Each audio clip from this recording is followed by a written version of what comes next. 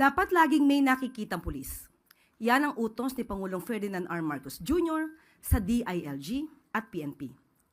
Kaya naman pinag-igting ng National Capital Region Police Office o NCRPO ang police visibility nito bilang bahagi ng recalibrated campaign laban sa kriminalidad.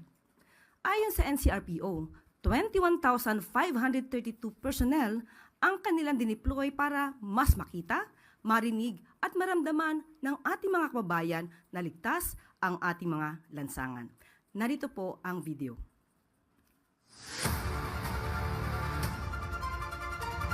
Inutusan ko silang ng DILG at saka Chief PNP. Sinabi ko sa kanila, dapat laging may nakikita na pulis.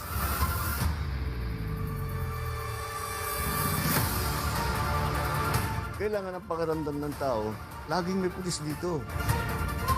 Nararamdaman ng mga tao na safe ng kapaligiran kahit saan Metro Manila, kahit saan magpunta, okay naman.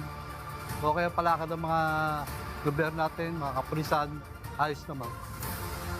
Mas maganda-ganda naman maraming kapulisan. Nakikita naman natin yung mga pulis dito. Responsive naman sila, active naman sila na nag-aayos sa mga traffic natin dito sa lugar na to.